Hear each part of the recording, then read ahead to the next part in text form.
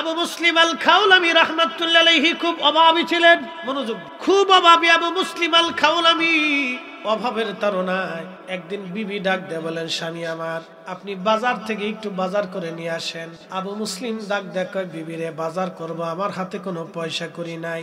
স্ত্রী ডাক দেয়, বলো স্বামী রে, পয়সা করি যেহেতু নাই, আমি সারাদিন সুতা বোনাইছিলাম, সুতা কেটে আমি 3 পয়সা রুজি করছি, এই 3 পয়সা নিয়ে যান, বাচ্চাদের জন্য বাজার থেকে রুটি কিনে নিয়ে আসেন, খাবার কিনে নিয়ে আসেন। কয় পয়সা? তো কে রুজি করছে? স্ত্রী। আবু মুসলিম 3 পয়সা নিয়ে বাজারে গেলেন। বাজারে যাওয়ার পর আবু মুসলিম আল খাওলামি দোকানদারের সাথে দামাদামি করতেছেন। এমন সময় এক ভিক্ষুক এসে হাত পেতে বলেন, আবু মুসলিম, আমি দিনহীন মুসাফির, ক্ষুধার্ত, আমারে কিছু পয়সা করে দেন। আবু মুসলিম চিন্তা করলেন, পয়সা যদি দিয়ে দেয় বাজার হবে না, আর বাজার করলে মিসকিনদের দেওয়া হবে না। চিন্তায় পড়ে গেলেন, তিনি কি করবেন চিন্তা করলেন।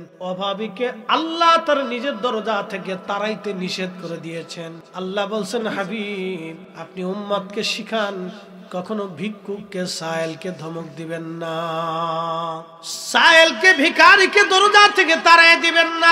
আবু মুসলিম আল খাওলামি চিন্তায় পড়ে গেলেন, যদি নিষেধ করি ভিখারি চলে যাবে, কিন্তু কি করে ভিখারিকে আমার দরজা থেকে আমি তাড়াই দেই। তাড়াইলেন না, একটু নেই চেষ্টা করলেন, দেখি সরে যায় কিনা। তিনি আরেকটা দোকানে চলে গেলেন। আরেকটা দোকানে যখন গেলেন, তখন ওই ভিখারি পিছু ছাড়ে না, পিছু পিছু আবু মুসলিমের কাছে আবার গেছে। ভিখারি দেখবেন মারাত কেনা দিলি পাস, ওই ভিখারি আবু মুসলিমের পিছে পিছে আবার ওই দোকানে। আবু মুসলিম 3 পয়সা ভিখারিকে দিয়ে বিদায় করে দিলেন। কিন্তু বিরাট বড় চিন্তা, আমি যে 3 পয়সা ভিখারিরে দিয়ে দিলাম, আমার এখন বাজার কি নিয়ে যাব?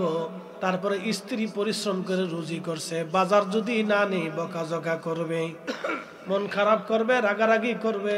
এই চিন্তা করি আবু মুসলিম বাজার থেকে বের হওয়ার সময় একটা ব্যাগের মধ্যে তিনি কিছু ওই কাঠে না কিছু কাঠের গুঁড়া বেরোয় না, এই কাঠের দোকানে যে কিছু গুড়ার বালি বইরা মুখ আজকে আল্লাহ, এই কাঠের গুঁড়া আর বালিগুলি বস্তার মধ্যে ভরিয়া আবু মুসলিম আল খাওলামি রাহিমাহুল্লাহ বাড়ির দরজার সামনে কাঠের গুঁড়ার বস্তার বালির বস্তাগুলি দরজার সামনে রাখিয়া, ঘরের দরজায় করাঘাত করে রাখিয়া আস্তে করে রওনা দিয়ে চলে আসছে। স্ত্রী বস্তা ভিতরে নিয়ে চলে গেলেন। আবু মুসলিম মসজিদে আসিয়া ওযু করে নামাজে দাঁড়ায় গেলেন। যোহর পড়লেন, আসর পড়লেন, মাগরিব পড়লেন, এশার নামাজ মসজিদে পড়লেন, আর বাড়ি আসে না। নামাজ পড়িয়া চিন্তা করলেন, বাড়ি যে যাব, বালি আর ঘরের কুড়া দিয়ে আসছি, কাঠের গুঁড়া আর বালি দিয়ে আসছি, বাড়ি যদি ফিরি স্ত্রী রাগারাগি করবে। ভিখারিকে 3 টাকা দিয়ে দিছি, 3 পয়সা দিয়ে দি। আবু মুসলিম বালিয়া আর কাঠের গুঁড়া পাঠাইলে কি হবে? আমার আল্লাহ 3 টাকা ভিখারিকে দেওয়ার বিনিময়ে আমার আল্লাহ ভুলে যায় নাই। চিৎকার মেরে জোরে বলেন আল্লাহু আকবার। তেলের গাড়ি তেলে চলি,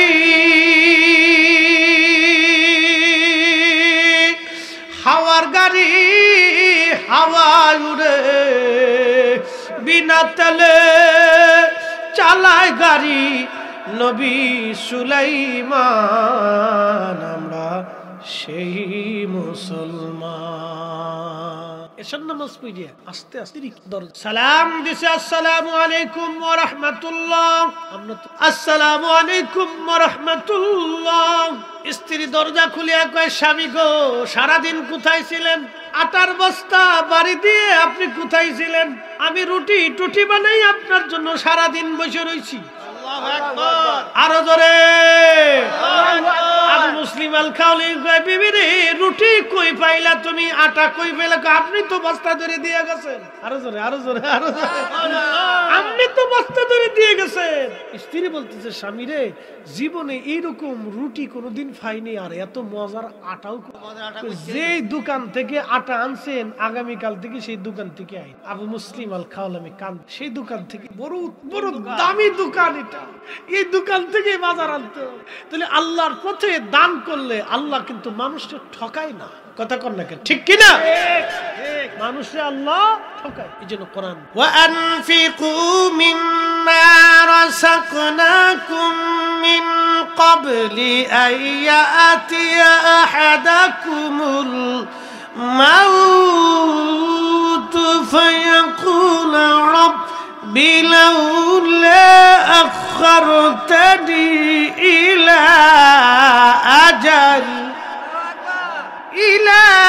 أجل قريب فأصدق وأكن من الصالحين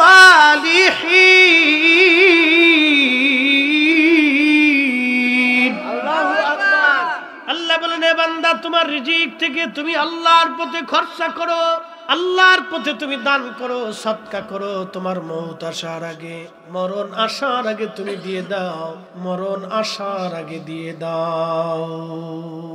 আর যদি দান না করো, কিয়ামতের ময়দানে এই মানুষেরা হাত কামড়াবে, গোশতগুলি টেনে টেনে টেনে টেনে ছিঁড়ে ফেলবে, আর বলবে ফায়াকুল রব্বি, ও আমাদের রব, লাউলা আখারতানি ইলা আজালিন করিব, আমাদেরকে আবার দুনিয়াতে ফেরত পাঠায় দেন।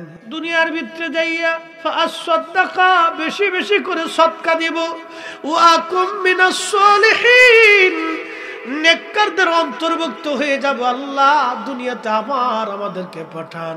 আল্লাহ ডাক দিবেন, ওয়ালা ইউআখিরুল্লাহু নাফসান ইযা জাআ আজালুহা, বান্দারে জীবনে ওয়ান টাইম, দ্বিতীয়বার আর কোনো সুযোগ নাই। ও বান্দা, দুনিয়ার থেকে কেউ চলে আসলে ফেরত যাওয়ার সুযোগ নাই। হায়াত শেষ হয়ে গেলে দুনিয়াতে থাকার আর কোনো সুযোগ নাই। দুনিয়ার থেকে চলে গেলে, কবরে গেলে পৃথিবীতে ফিরে আসার আর কোনো আইন নাই।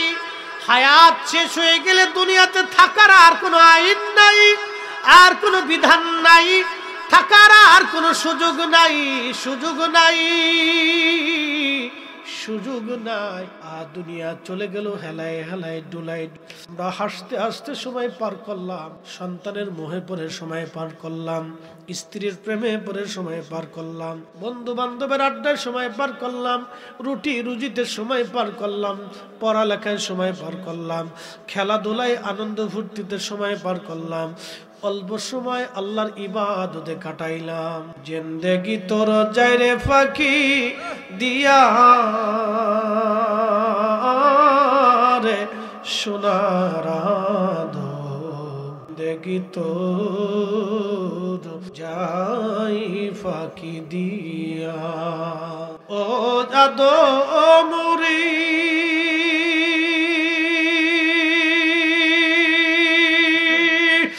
কামিনীর ওই কোলেতে কাল ঘুমেতে রইলি তুই। কামিনী মানে রাত, সারা নিশি কাটাইলি তুই ঘুমাইয়া ঘুমাইয়া রে সোনার জিন্দেগি তো যাই ফাঁকি দিয়া। পৃথিবী থেকে সবাই আশার মাহফিল, দীর্ঘ রাত, মূল্যবান আমলের উদ্দেশ্যে সামনে উঠাবো, দোয়া এবং সকল আমিন। আমরা ইখলাসের সাথে দেখেন আজকের মাহফিল মানুষ শত শত ঠিক কিনা? এর অর্থ হলো নসিবে নাই, নসিবে আর বাবাজি কিছু সময় হলো আপনারা বেহেশতের বাগান একটু কাটানো হয়ে। এই জন্য মানুষ যদি আল্লাহর ইচ্ছা করে, তো আল্লাহ বান্দাকে আল্লাহ দানের বিনিময়ে, আল্লাহর ওয়াদা হচ্ছে যারা সাদকা করে আল্লাহ পাক তাদের বান্দার দিকে মায়া, দ্বিতীয়ত অপমিট বালা, তৃতীয়ত এক বান্দা দানের বিনিময়ে। শোনেন, ইন্নাকা লা আল্লাহর ওয়াদার লাভ, আল্লাহ মিথ্যা বলে? আল্লাহ কখনো মিথ্যা ওয়াদা করে না। আল্লাহ যাহা ওয়াদা করছে তাহা। দান এমন একটা ইবাদত যেটা হালাল রুজি দান করার সাথে সাথে সেটা কবুল, এটা আর কোনো বাকি। আপনি নামাজ পড়ছেন, হবে কিনা গ্যারান্টি, হজ করছেন, হবে কিনা গ্যারান্টি। দুরুদ আর দান, এই দুইটা জিনিস করার সাথে সাথে কবুল হয়। একসাথে বলবেন না সুবহানাল্লাহ? করার দেওয়ার সাথে সাথে কি হয়ে যায়? কবুল হয়ে যায়। এটা দেরি হয়। যদি টাকা হালাল থাকে তাহলে দান করার সাথে সাথে, এবং এর সাথে সাথে আল্লাহর বেনিফিট। দেখেন আবু মুসলিম আল খাওলামির ঘরের ভিতরে খাবার 3 পয়সা যা আছে আল্লাহকে তার জন্য ঠিকই বলে। হুজুর এই ঘটনা কোথায়? আজ থেকে 900 ইমাম আবুল ফারাজ দান করলে মানুষ বেনিফিট। আর আবু মুসলিম আল খাওলামি আল্লাহু আকবার, তিনি সেই ব্যক্তি যিনাকে ইয়ামান দেশের ভণ্ড নবীর লোকের আগুনের মধ্যে ফেলে দিয়েছিল। ঘন্টার পর ঘন্টা তিনি আগুনের মধ্যে, আগুন জ্বলছিল। একসাথে বলবেন না আল্লাহু আকবার? বাইজিদ বুস্তামির তিনি বাইজিদ বুস্তামির হাত আগুন জ্বলে, কিন্তু বাইজিদ শামউন ডাক দেখে, বাইজিদ রে আর বুঝার বাকি, যেই ইমান যেই কালেমা তোমাকে আজকে আগুনের মধ্যে হাত দিলা, আগুন তোমার কথা শুনলো, বুঝতে বাকি নাই, সেই ইমানই দরকার। আমার মৃত্যুর আগে তুমি তাড়াতাড়ি ওই কালেমা পড়ায় দাও, লা ইলাহা ইল্লাল্লাহু মুহাম্মাদুর রাসূলুল্লাহ সাল্লাল্লাহু আলাইহি ওয়াসাল্লাম। বাইজিদ কালেমা পড়লেন, শামউন কালেমা পড়ে মুসলমান হয়ে কবরে চলে গেল। একসাথে বলবেন না মারহাবা। আল্লাহু আকবার। ফি নারি জাহান্নাম খালিদিনা ফিহা ইন্নাল্লাযীনা কাফির কারা, যারা আল্লাহতে অবিশ্বাস, আখিরাতে কবরের জিন ফেরেশতা আসে, আযাব নাজিল হবে, জান্নাত জাহান্নাম পরকালে নবী আলাইহিস সালামরা সত্যের দাওয়াত নিয়ে এসে অবিশ্বাস। এই ধরনের বিশ্বাসে যারা আছে তারা হচ্ছে অবিশ্বাসী, আরবি ভাষায় বলে কাফির। আল্লাহ বলছেন এই কাফিররা আবাদুন আবাদা খালিদিনা ফিহা, জাহান্নামে তারা চিরদিন থাকবে, যার শুরু হবে আর কখনো শেষ হবে। আহা, কতটা ভয়াবহ! আপনি কল্পনা করলে আপনার শরীর শিহরে, কতটা কঠিন হবে। চিরদিন তারা জাহান্নামে জ্বলতে থাকবে, চিরদিন জাহান্নামের শাস্তি ভোগ করতে থাকবে, চিরদিন আবাদা, কখনো শেষ হবে। আল্লাহ বললেন মিন আহলিল কিতাবি ওয়াল মুশরিকিনা ফি নারি জাহান্নাম। মিন আহলিল কিতাব, আহলে কিতাব কারা? খ্রিস্টান। আগের যুগের আহলে কিতাব যারা ছিলেন তারা এক আল্লাহ বিশ্বাসী ছিল, ঈসা আলাইহিস সালামের বিধানের উপরে বিশ্বাসী ছিল, এবং অন্যান্য নবীরা আসছিল এটা বিশ্বাস করত, এবং আমাদের নবী সত্য নিয়ে আসবে তারা বিশ্বাস করে। আর এরপরে আহলে কিতাব যারা আসছে তারা বলে ঈসা আলাইহিস সালাম আল্লাহর ছেলে, মরিয়ম আল্লাহর স্ত্রী, আল্লাহর বউ আছে, আল্লাহর বেটা আছে। একবার জোরে বলা যাবে না নাউজুবিল্লাহ? আহলে কিতাব হচ্ছে ইহুদিরা। ইহুদিরা বলে উজাইর আল্লাহর ছেলে, আল্লাহর ছেলে আছে, আল্লাহর বউ আছে, আল্লাহ জন্ম দেয়, জন্ম নেয়। এই বিশ্বাসের কারণে আল্লাহ বলছেন মিন আহলিল কিতাব, এই সমস্ত আহলে কিতাব যারা আছে তারাও জাহান্নামী। অল মুশরিকিন, যারা মুশরিক আছে, প্রতিমার সামনে, পাথরের সামনে, সূর্যের সামনে, গাছের সামনে, মাছের সামনে, নদীর সামনে, সাগরের সামনে বড় কিছু দেখলেই মনে করে এটাই খোদা, মাথা নত করে তারাই খোদা ভেবে, ভগবান ভেবে, এই যিশু ভেবে, সৃষ্টিকর্তা ভেবে বিরাট বড় গাছের সামনে মাথা নত করে উবুতে ফুটে দিচ্ছে। এই সমস্ত মুশরিক যারা আছে, অবিশ্বাসী যারা আছে এবং শিরকে যারা লিপ্ত আছে, আল্লাহ পাক বলতেছেন ফি নারি জাহান্নামা খালিদিনা ফিহা, চিরদিন চিরদিন চিরদিন চিরদিন চিরদিন তারা জাহান্নামে থাকবে, চিরদিন। প্রিয় মুসলমান, নলচরবাসী খুবই মনোযোগ দেন। বাইজিদ বুস্তামি রাহমাতুল্লাহি আলাইহি, ওনার বাড়ির পাশে একজন আগুনের পূজক ছিল। বাইজিদ বুস্তামির বাড়ি বুস্তামনগর, বর্তমান ইরানে।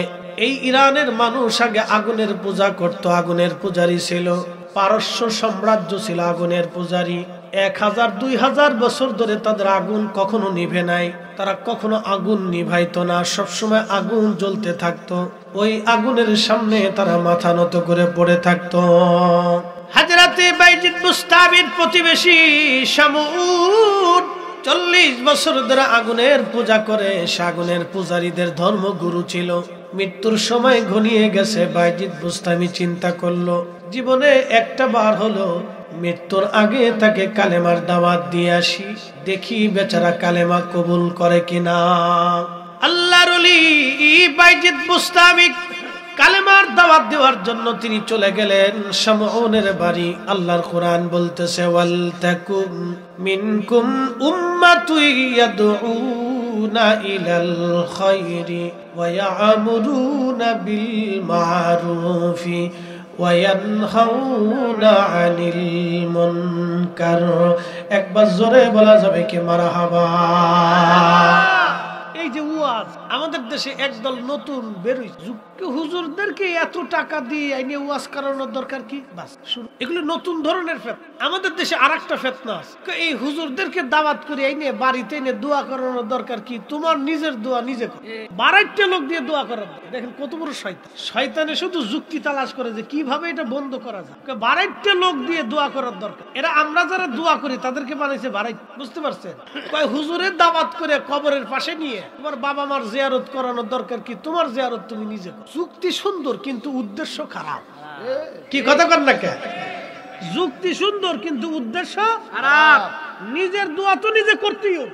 আপনার বাবার কবরে আপনি যাবেন না তো আমি যাব না, আপনাকেই যাইতো। কথা ঠিক কিনা? আপনার বাবা মার জন্য আপনাকেই দোয়া করতে। কিন্তু এই যে আলেম ওলামা ডাকেন, মুরব্বীদেরকে ডাকেন, গ্রামের মানুষ ডাইকে কবরের পাশে নিয়ে বাড়িতে বসাইয়া কোরআন খতম দিয়ে মিলাদ শরীফ পড়াইয়া দোয়া করার কারণ কি প্রয়োজন? এখন আপনাদেরকে শুন। নবীর একজন খাদেম ছিল, তার নাম খাদেম রাসূল হযরত আনাস রাদিয়াল্লাহু আনহু। পৃথিবীতে এই লকব আর কারো নসিবে হবে না। তিনি খাদেম রাসূল ছিলেন, নবীর খাদিম। 10 বছর একটানা রাসূলের খেদমত করছে। এই খাদেম রাসূল হযরত আনাস আল্লাহর হাবিবের বারগাহে, আল্লাহ রাসূলের বারগাহে 10টা বছর ধরে খেদমত করলেন খাদেম রাসূল হযরত আনাস।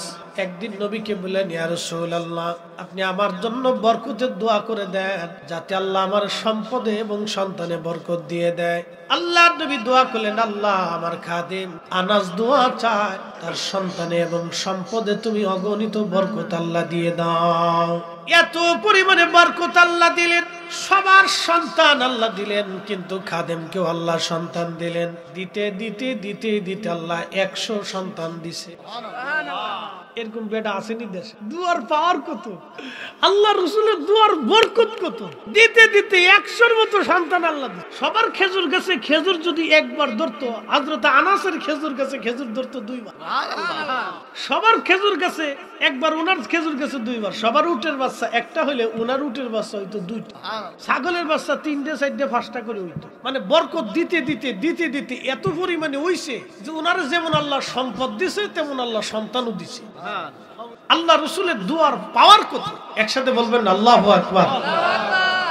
কিন্তু নবীর দুয়ায় খাদেমের এত বরকত হলো, অথচ আল্লাহর নবীর ঘরে খাবার থাকে। এর ব্যাখ্যা কি? এর ব্যাখ্যা আছে না, যে যার দুয়ায় উম্মতের ঘরে এত খাবার, তার ঘরে খাবার নাই। ব্যাখ্যা আছে না? ব্যাখ্যা। একসাথে বলবেন আল্লাহু আকবার। আল্লাহু আকবার। এই ব্যাখ্যা পরে দিতেছি। আরেকটা ঘটনা, আল্লাহ রাসূলের আরেকজন সাহাবী, তার নাম হযরত আবু হুরায়রা, মুহাদ্দিস সাহাবী ছিলেন। তিনি প্রায় 5000 হাদিস তিনি বর্ণনা করেছেন। আল্লাহু আকবার। অনেক বড় মুহাদ্দিস সাহাবী তিনি। হযরত আবু হুরায়রা রাদিয়াল্লাহু আনহু তিনি একদিন নবীজির কাছে একটা ছোট্ট টুপলা নিয়ে গেলেন। এরকম একটা ব্যাগ, এরকম না, ধরেন একটা ব্যাগ উনি সবসময় ওনার কাছে রাখেন। এই থলের ভিতরে কিছু খেজুর থাকে। একদিন থলেটা নিয়ে বলতেছি, ইয়া রাসূলুল্লাহ, আমার এই থলের মধ্যে কিছু খেজুর আছে, আমি গরিব ক্ষুধার্ত থাকি, দিন অভাবে দিন কষ্ট। নবী গো, আপনি আমার খেজুরের বরকতের জন্য দোয়া করেন। একসাথে করেন, যেমনি কইতেছেন মনে হয় তাবারক, এটা তো আছে, তাহলে চিন্তার কারণ। একসাথে বলে সুবহানাল্লাহ, সুবহানাল্লাহ। মানুষের খাওয়ানো কি বরকত, এই হাদিস থেকে শুনে। আমার দেশে কেউ কেউ আছে খাওয়ানোর দরকার, আজেরে খাওয়ানোর দরকার না, এর কাছে আজেরে খাওয়া। আরে মানুষের খাওয়ানোর মতো ইবাদত পৃথিবীতে নাই। আল্লাহ রাসূল বলেন, মানুষ খাওয়ানো ইসলামী খায়রুন, ইসলামের মধ্যে উত্তম কাজ কি? নবী বললেন, তুতঈমুত তুআম, মানুষকে খাওয়াও খাওয়াও খাওয়াও। একসাথে জোরে বলেন না মারহাবা, মারহাবা। আর হেতায় ফতোয়া দেয়, দরকার দরকার কি, ঝামেলা ঝামেলা ঝামেলা, এর কাছে হলো ঝামেলা। নবীর সুন্নাত এখন ওনার কাছে ঝামেলা, বুঝতে পারছেন, খালি ঝামেলা। আচ্ছা, আপনাদেরকে এখন প্রশ্ন করি, জবাব দিবেন। আজকের মাহফিলের তবারক কি শুধু ধনীরা খাবে? জোরে কর। গ্রামের মাহফিলে কি কোটি কোটি টাকার মালিকরা বসে থাকে, বড় বড় ইন্ডাস্ট্রির মালিক বসে থাকে, আপনাদের চেয়ারম্যান সাহেব এসে তাবারকের জন্য বসে থাকে, এমপি সাহেব, মন্ত্রী সাহেব, তো কারা আসে? গ্রামের সাধারণ মানুষ, মধ্যবিত্ত এবং দরিদ্র শ্রেণীর। কথা কোন ঠিক কিনা? অধিকাংশ হলো মধ্যবিত্ত এবং দরিদ্র শ্রেণীর মানুষ, যাদের আয় কম, দিন মজুর, শ্রমিক, সামান্য বেতনধারী, ছোটখাটো ব্যবসা করনে বলা, এই বিদেশ থেকে কিছু পয়সা করি সামান্যতম রুজি টুজি করে আসছে, এগুলি দিয়ে কোনো রকম লাড়াছাড়া। কথা ঠিক কিনা? এর ভিতরে আবার কিছু এর চাইতো দরিদ্র শ্রেণীর মানুষ। তো 10 জনে মিলে ধনী দরিদ্রের কাছ থেকে উঠাইয়া আপনারাই তাবারকের ইন্তজাম। এর ভিতরে উচ্চবিত্ত, নিম্নবিত্ত, মধ্যবিত্ত সবাই খাবে। এর ভিতরে মাহফিলের ভিতরে এমনও মানুষ আছে যার মা 6 মাসে ওই বাচ্চারে বিরিয়ানি দিতে, কি কথা কন না কেন? গরুর গোশত দিয়ে বহু মা আছে সন্তানদের 6 মাসেও বিরিয়ানি খাওয়াইতে পারে না। সেই মাটা, সেই ছেলেটাও এই তাবারকের অংশ। বাবার 100 একজন গরিব মানুষ, তার দিলটা যখন শান্তি লাগে তখন আমার আরশে আজিমওয়ালা খুশি হয়। এটা দলিল দিয়ে বোঝানো লাগে, এটা বিবেক দিয়ে। যাদের বিবেকের ভিতরে কুত্তায় পেশাব করে তারাই সমস্ত ওয়াজ এই খাওয়ানোর বিরুদ্ধে ফতোয়া দিয়ে। এই কি কথা কন না কেন? যার আকলের ভিতরে কুকুরে পেশাব করে ও মানুষকে খাওয়াইতে নিষেধ করে। প্রিয় মুসলমান, আমার নলচরবাসী, ইতিহাসের মুসলমান হযরত আবু হুরায়রা বলেন, ইয়া রাসূলুল্লাহ, আপনি আমার এই খেজুরের জন্য দোয়া করে দেন বরকতের। আল্লাহর নবী টুপলাখানা ধরে বললেন, আল্লাহ আপনার আমার আবু হুরায়রার খেজুরের ভিতরে আপনি অপরিসীম বরকত দিয়ে দেন। দোয়া শেষ করার পরে নবী বলেন, আবু হুরায়রা রে, বিসমিল্লাহ বলে ব্যাগের মধ্যে হাত দিবা, তোমার প্রয়োজন মতো খেজুর তুমি বের করে নিয়ে আসবা। সাবধান, কখনো খেজুর কি পরিমাণ আছে তুমি দেখতে যাবা না। তোমার প্রয়োজন মতো খেজুর আনবা, নিজে খাবা, আর গরিব অসহায় মানুষদেরকে তুমি খাওয়াইতে থাকবা।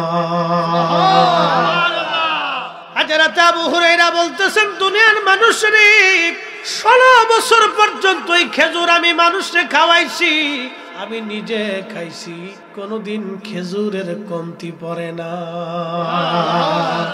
কত বছর? 16 বছরে কি পরিমাণে খেজুর খাইছে আপনি বুঝেন? এই 16 বছরে কি পরিমাণে খেজুর খাইছে? 16 বছর পর্যন্ত নিজে খেজুর খাইলো, অন্য কেউ খাওয়াইলো।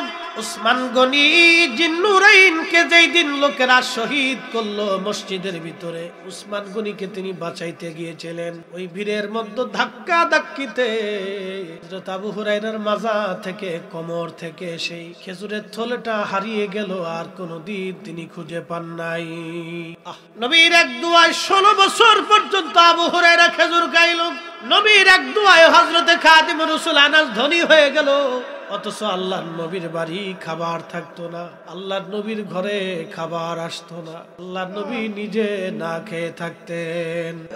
এর পিছনে কারণ ছিল, প্রিয় নবী ছিলেন দুনিয়া বিরাগী, জাহিদ, দুনিয়ার প্রতি তার কোনো আকর্ষণ ছিল না আমার নবীর। এই জন্য কোনোদিন খাইতেন, কোনোদিন না খেয়ে থাকতেন। কখনো আল্লাহর কাছ থেকে রিজিক তিনি চাইতেন না, কারণ চাইলে পৃথিবীর বড় বড় সাম্রাজ্যের অধিপতিদের চাইতেও দামি দামি খাবার আমার আল্লাহ জান্নাত থেকে নবীর জন্য পাঠাই দিতেন। আল্লাহর নবীর একটাই চিন্তা, আমার কত গরিব উম্মত না খেয়ে থাকে, আমার গরিব উম্মতরা যাতে কোনোদিন বলতে না পারে আমরা দরিদ্র আর আমাদের নবী ছিল ধনী। আমরা গরিব না খেয়ে থাকি, নবী গরিবের মর্ম কখনো বুঝে নাই। আপনি এই বিষয়গুলি চিন্তা করলে আপনার শরীরের পশমগুলি দাঁড়ায় যাবে, আপনাকে রাসূলুল্লাহর প্রতি নিজের দিলকে আরো রুজু হয়ে যাবে, নবীকে আরো ভালোবাসতে মন চাবে। যিনি গরিবকে ভালোবাসা দিয়ে গেলেন, এতিমরে ভালোবাসা দিলেন, যিনি অসহায়ের সহায় ছিলেন, মাজলুমের সহযোগী তিনি ছিলেন, ন্যায় বিচারক ছিলেন। পৃথিবীর জমিনে ন্যায় বিচার প্রতিষ্ঠিত করার জন্য আল্লাহ তারে পাঠিয়েছেন।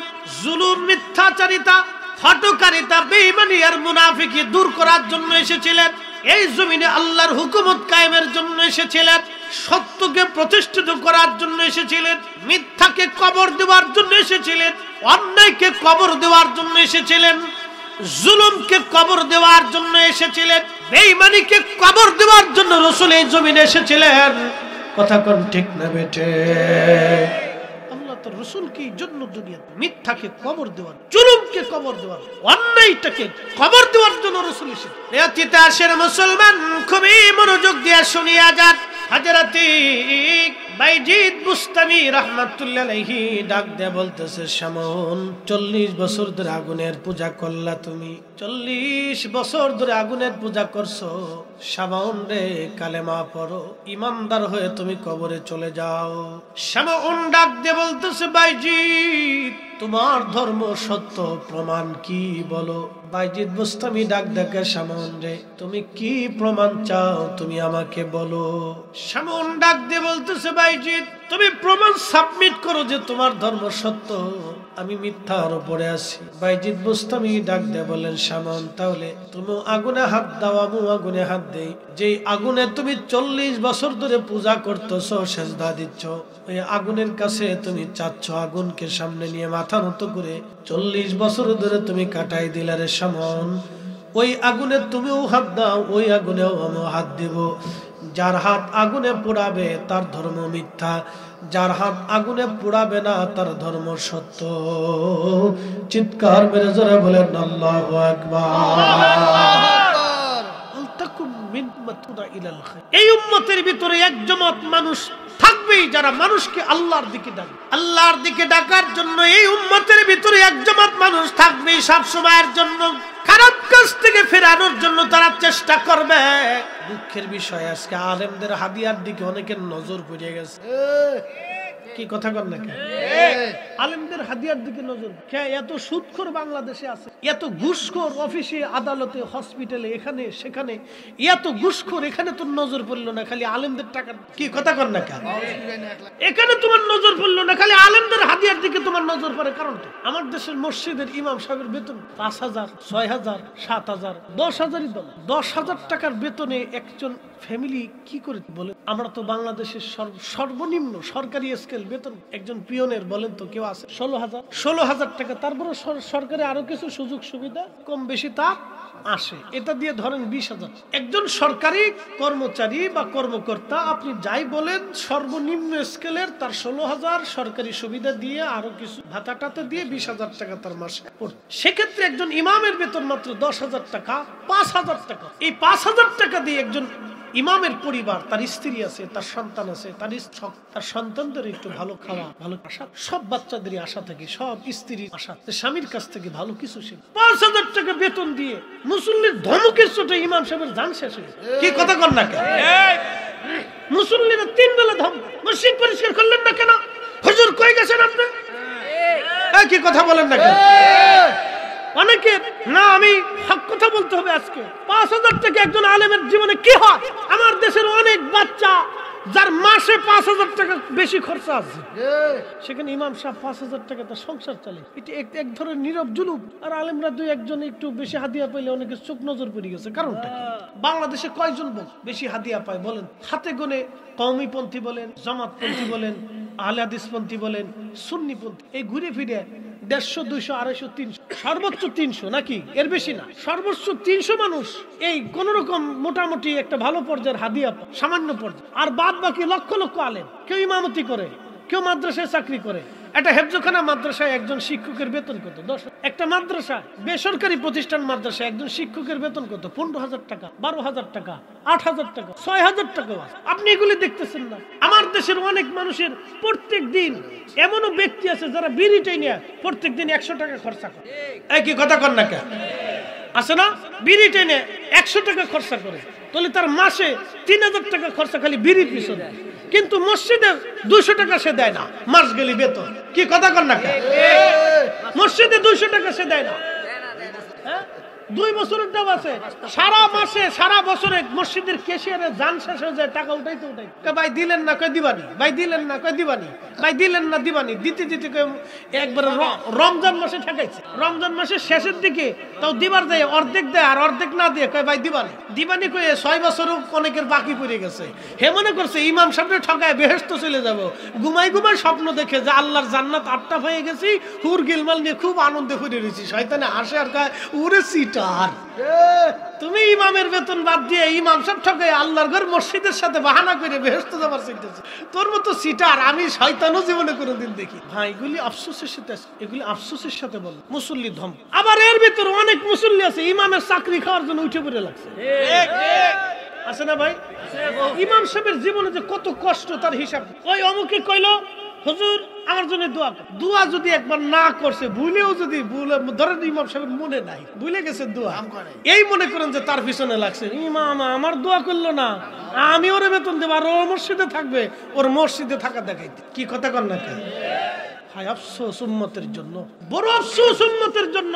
আপনার নামাজের বুঝা যে লোকটা নিল, আপনার নামাজের বোঝা আপনি চিন্তা করতে পারছেন, আপনার কত বড় বোঝা সে কাঁধে করে দাঁড়াইছে। ইমাম, আপনি তো ইক্তিদাইতু বিহাজাল ইমাম, ইমামের উপর সুপর্দ করে আপনি নামাজে দাঁড়ান। এই ইমাম আপনার 5টা ওয়াক্তের নামাজ কাঁধে করে নিয়ে দাঁড়াইবে। আপনি 5,000 টাকা দিয়ে 4 বেলা ধমক দিচ্ছেন, আবার আলেমরা 2-1 পয়সা হাদিয়া পাইলে আপনার হাদিয়ার দিকে নজর চলে গেল। কারণ এগুলো তো ইসলামের বিরুদ্ধে দুর্ভিষণ। কথা কন না কেন, ঠিক কিনা? দুর্ভিষণ। প্রিয় মুসলমান, এইগুলি আজ দুঃখের সাথে এইগুলি বললাম। অনেক ইমাম সাহেবের চাকরি চলে যায়। আপনি একটু চিন্তা করেন বাবা, ইমাম সাহেবের চাকরি ষড়যন্ত্র করে আপনি নিষেধ করে দিলেন, ইমাম আপনি চলে যান। ইমাম সাহেব বেতন নিয়ে চলে গেল, পরের মাস থেকে সে কোথায় চাকরি পাবে কি পাবে না তার কোনো গ্যারান্টি নাই। বাবারে, তার ঘরে মা আছে, তার ঘরে বাবা আছে, তার ঘরে স্ত্রী আছে, সন্তান আছে। এই বাবা মা স্ত্রী পুত্র পরিজন বাবার দিকে চেয়ে থাকে, সন্তানের বেতনের দিকে আশায় থাকে। এটা নীরব জুলুম। আপনি তাকে ষড়যন্ত্র করে তাড়িয়ে দিন। আপনি ভাবতেছেন আপনি খুব ক্রেডিট দেখেছেন, ইমাম সাহেব আমার সাথে গাত্রম করে দেখলো না, চাকরি খেয়ে দিচ্ছে। ও ভাবতেছে খুব ভালো কাজ করছেন। শোনেন, আল্লাহর আদালত কিন্তু দাঁড়ায়, হাসরের মাঠ কায়েম হবে। সেই দিন সিংহলা সিংহরা প্রাণীদের বিচার হবে। সেই দিন প্রত্যেকটা আল্লাহর বান্দাকে আল্লাহর আদালতে দাঁড়াইতে হবে। সেই দিন আপনি ইমামের চাকরি খেয়েছেন, ইমামের বেতন খেয়েছেন, ইমামের টাকা নষ্ট করেছেন, ইমামের হাদিয়া নষ্ট করেছেন।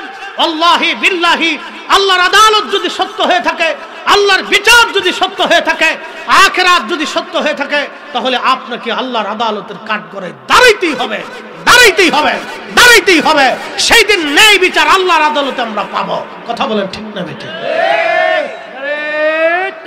আল্লাহু আকবার, নারে তাকবীর, আল্লাহু আকবার, নারে রিসালাত, ইয়া রাসূলুল্লাহ। মুফতি জহিরুল ইসলাম ফরিদী সাহেব জিন্দাবাদ। উপস্থিতি ন্যায় বিচার আল্লাহর আদালতে।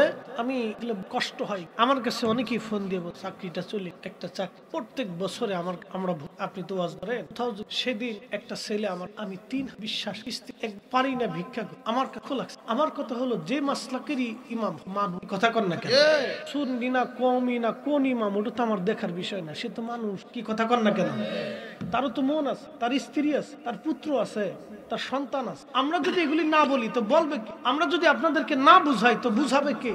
সে যেই তরিকারই হোক, সে তো একজন মানুষ, তার একটা আশা থাকে, তার সন্তান বাবার কাছে আবদার। আপনার সন্তানকে যদি আপনি না দিতে পারেন তো আপনার কলিজার ব্যথা। কথা কন না কেন?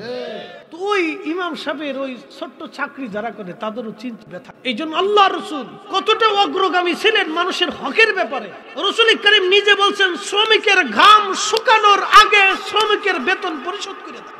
একসাথে বলবেন আল্লাহু আকবার।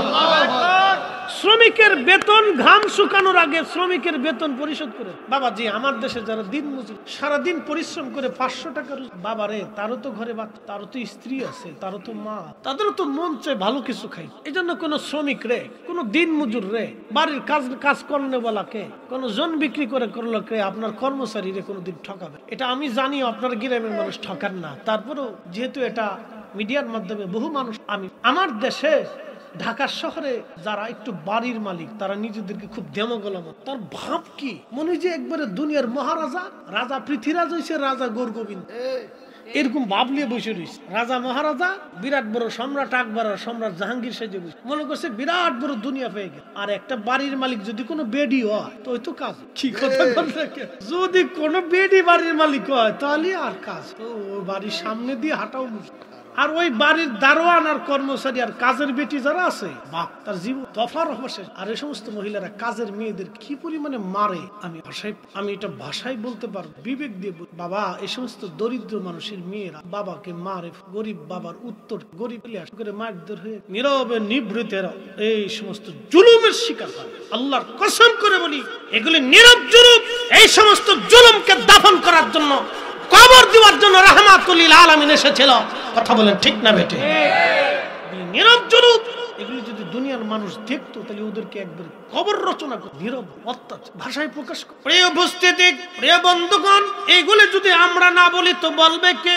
কারণ মাইক আমাদের হাতে, আমাদের জবানে। আল্লাহর কোরআন বলল, ওয়াল তাকুম মিনকুম উম্মাতুন ইয়াদউনা ইলাল খায়রি ওয়া ইয়া'মুরুনা বিল মা'রুফি ওয়া ইয়ানহাউনা আনিল মুনকার। আল্লাহর কোরআন বলতেছে, হে আমার উম্মতেরা বান্দারা, আমার হাবিবের উম্মতরা, তোমরা শোনো, আমার বান্দাদের ভিতরে একদল উম্মত থাকবে যারা মানুষদেরকে ভালো কাজের দিকে, মানুষদেরকে আল্লাহ এবং নবীর দিকে ডাকতে থাকবে এবং খারাপ কাজ থেকে তারা মানুষদেরকে ফেরায় রাখবে। এই দায়িত্ব আল্লাহ উলামা ইকরাম এবং আউলিয়া ইকরামদের হাতে আল্লাহ পাক দিয়েছেন। এই জন্য যুগে যুগে আউলিয়া ইকরাম, উলামা ইকরাম এসেছিলেন, যারা শরীয়ত আলেম এবং তরিকতের আলেম যারা ছিলেন, তাসাউফের ওলি যারা ছিলেন এবং শরীয়তের আলেম যারা ছিলেন, তারা যুগে যুগে যুগে যুগে মানুষদেরকে আল্লাহর দিকে ডেকেছেন, আল্লাহর দিকে ডেকেছেন। কি কথা বলেন, ঠিক না বেঠে? তাহলে যারা ষড়যন্ত্র করে আলেমদের ওয়াজ নসিহত বন্ধ করে দিতে চায়, একটা কথা মনে রাখবেন, ওয়াজ নসিহত আগেও ছিল, এখনো আছে, কিয়ামত পর্যন্ত ওয়াজ নসিহত চলবে, এটা বন্ধ হবে না। কথা বলেন ঠিক কিনা? কোরআন কি সত্য না মিথ্যা? তাহলে আল্লাহর জমিনে এক জামাত মানুষ থাকবে যারা মানুষদেরকে আল্লাহর দিকে ডাকবে, সে ওলি হোক আলেম হোক। এই দুই জাতীয় তাসাউফের আলেম ওলিরা এবং শরীয়ী আলেমরা মানুষদেরকে ভালো কাজের দিকে ডাকতেই থাকবে। এই ওয়াজ নসিহত কিয়ামত পর্যন্ত চলবে। যত ষড়যন্ত্রই আসুক, এই ওয়াজ নসিহত কেউ বন্ধ করতে পারবে না, কারণ আল্লাহর কোরআনই সত্য এবং আল্লাহর কালামই সত্য থাকবে। কথা বলেন ঠিক না বেঠি? ষড়যন্ত্র বহু চলতেছে, এগুলি বন্ধ হবে, আমাদেরকে সচেতন। প্রিয় বন্ধুগণ আমার, হাজরাতে বাইজিদ বুস্তামি ডাক দিয়ে বলেন, শামউন, তুমিও আগুনের মধ্যে হাত দাও, আমিও আগুনের মধ্যে হাত দেই, দেখি কারা হাত খানা পড়ে যায়। যার হাত পুড়ে যাবে বুঝবো এই লোকের ধর্ম মিথ্যা। শামউন চিন্তা করলো, আহা, 40 বছর ধরে আগুনের পূজা করলাম, আগুন আমার কথা শুনবে না, আমি জানি। আগুনের ধর্ম হলো জ্বালিয়ে পুড়িয়ে ভস্ম করে দেওয়া, সারখার করে দেওয়া। এবার শামউনের চিন্তা হলো, না, এই আমি যদি আগে হাত দেই তাহলে আমার হাত পুড়ে যাবে, আর বাইজিদ বুস্তামি বলবে তোমার ধর্ম মিথ্যা। আগে বাইজিদ আগুনে হাত দিক, তারপরে আমি হাত দিব। বাইজিদের হাত যদি আগুনে পুড়ে যায়, তখন আমি বলবো তোমার ধর্ম মিথ্যা। শামউন মরার সময় চিন্তা করলো, লেকিন শয়তানে ওরে তখনও টেলাইতে। আজাজিল কিন্তু তার কাজে কখনো বিরতি দেয়। শোনেন, আমি আমার আঞ্চলিক ভাষায় মাঝে মধ্যে টান আসে, মনে কিছু নিয়ে। এই আজাজিল কিন্তু তার কাজে বিরতি দেয় না, আমরাই শুধু মুসলমানরা আল্লাহর কাজে বিরতি। আজাজিল কিন্তু বইসে নাই, ও কিন্তু সব সময় চেষ্টা করতেছে বান্দারে কিভাবে জাহান্নামে পাঠানো যায়। এই জন্য আপনার মাহফিলে আসতে দিবে না, বসতে দিবে না, নামাজে নিবে না, রোজায় নিবে না, হক হালালে নিবে না, সব সময় বসে বসে বসে বসে বসে বসে ধোঁকা দিচ্ছে। এই জন্য আল্লাহর কোরআন বলতেছে, ইয়া আইয়ুহাল্লাযীনা আমানু দুখুলু ফিস সিলমি কাফা। আল্লাহু আকবার। ও ঈমানদার, দিনের মধ্যে তুমি যদি আসো তো পরিপূর্ণ মতো আসো। অর্ধেক আসবা না, তা হবে না। জোহর পড়বা, আসর পড়বা না, তা হবে না। মাঝে মধ্যে ঘুষ খাবা, মাঝে মধ্যে খাবা না, তা হবে না। খালি শুধু জুমার নামাজ পড়বা, বাকি নামাজ পড়বা না, তা হবে না। শুধু খাবা, আবার বড় বড় মসজিদ বানাই দিবা, তা হবে না। এখন দেখেন, এখন তো মাল বেশি দিলে সভাপতি, কারণ হেতার টাকা কি হালাল না হারাম না পাবলিকের। এই কয়েকদিন আগে এই নরসিংদীর রায়পুরে ডাচ বাংলা ব্যাংকের এজেন্ট ব্যাংক থেকে এক লোকে কোটি কোটি টাকা চুরি করে বাগার হয়ে। আমার লোকজন বলতেছে, হুজুর, যেই লোকে ম্যানেজার ছিল এতে 5 ওয়াক্ত নামাজ পড়তো, প্রত্যেক সপ্তাহে 2-3 দিন রোজা রাখ। কি চোরেছো? চিন্তা করেন, 5 নামাজ পড়তে পড়তে কপালের তার দাঁড়িয়ে আছে, সুন্দর দাঁড়িয়ে, আপনি দেখলে মনে হবে যে ফেরেশতা, কিন্তু আন্তর্জাতিক খ্যাতি সম্পূর্ণ চোরের ঘরের চোর। হ্যাঁ, গরিব মানুষের টাকা চুরি করে নিয়ে গেছে। আপনি বুঝেন না, একজন মানুষের 5 লক্ষ টাকার একজনের 40 লক্ষ টাকা নিয়ে। সে আমার এক ভাই, সে মানে প্রায় কান্দে দিয়ে বলতেছে, হুজুর, আমার জীবনের একবারে অনেক কষ্টের রুজি 40 লাখ টাকা বিদেশ থেকে করিয়া একবারে জীবনের সম্বল শেষ হয়ে। অত্যন্ত দুঃখজনক, আমার কাছে খুব খারাপ লাগে যে আমারই যদি 40 লাখ চলে যায় তাহলে আমার কাছে কেমন লাগে, আমার কাছে কি অবস্থা। তো সেই লোক মোটামুটি দাড়ি, সেজদা, সপ্তাহে 2 দিন রোজাও রাখছে। পাবলিকে গেলে কোথায় আমি রোজা, বিরাট বড় বুজুর্গ, বাপরে বাপ রোজা। হ্যাঁ, খালি কত রোজা, যেখানে যাইতো রোজা। পাবলিক মনে করতো বাপরে বাপ এত নামাজি রোজদার, এই লোকে তোর চুরি করতে পারে। তো মনে করেন যে বাস একবারে মাইরে সাবার দিয়ে চলে গেছে, এখন আর খুঁজে পাওয়া যায় না। কত বড় সিটা। এরকম কিছু লোক আছে মনে করেন যে সুদের কারবারি ঘুষের কারবারি করিয়া অন্যায় করে কোটি কোটি টাকার মালিক হইয়া এখন দিয়ে একটা মসজিদ বানাই দিয়ে বিরাট বড় বুজুর্গ সেই যে টুপি সাদা, দাড়ি সাদা, জুব্বা সাদা, জায়নামাজ সাদা, তসবি সাদা, মোজা সাদা, সব সাদা। শয়তানে আসে আর কয় উরে দুলা ভাই কত বড় সিটা। শয়তানে চিন্তা করে বাপরে বাপ আমি 9 লক্ষ বছরের জীবনে যা চিন্তা করিনি ও 60 বছরের জীবনে তার সাথে বেশি চিন্তা করি। আচ্ছা আপনাদেরকে একটা প্রশ্ন করি, জবাব দিবেন। সে নিজে কোটি টাকা খরচা করে মসজিদ বানায় নামাজ পড়লে নামাজ হবে? হ্যাঁ, এক ওয়াক্ত নামাজ বলে। কারণ কি? আপনাদের আমার দেশের দিন মজুর সারাদিন পরিশ্রম করার পরে 500 টাকা মাইনে পায়, আছে না এরকম? 500 টাকা মাইনে পায়। সকাল 8টা থেকে পরিশ্রম করে বিকেল 4টে পর্যন্ত হাড় ভাঙ্গা খাটুনি খাটার পরে সে 500 টাকা রুজি করে, অথবা 700 টাকা সে রুজি করে। 500 টাকায় ধরলাম, 500 টাকা রুজি করার পরে সেই টাকা দিয়ে বাজার করে মা বাবা নিয়ে অথবা সন্তানাদি স্ত্রী পুত্র পরিজন নিয়ে রাত্রিবেলা ডাল ভাত খাইয়া একটু শাক সবজি দেখে এশার নামাজ পড়ে সে ঘুমায় পড়লো। এই লোকটা এশার নামাজ পড়ে ঘুমানো, আর আরেকজন সুদের কারবারি, ঘুষের কারবারি, অন্যায় করে মানুষের টাকা মেরে দিয়ে, রাষ্ট্রের সম্পদ মেরে দিয়ে কোটি কোটি টাকার মালিক হইয়া এই লোকটা মনে করেন কি বললো আপনার চলে গেল, মসজিদ বানাই দিল, সভাপতি সেক্রেটারি কেশিয়ার যাই বলেন হইল মুতল্লি, যা কিছু হোক না কেন মসজিদ বানাই দিয়া একবারে সুন্দর করে ওই টাকার গরুর গোশত কিনে নেয়।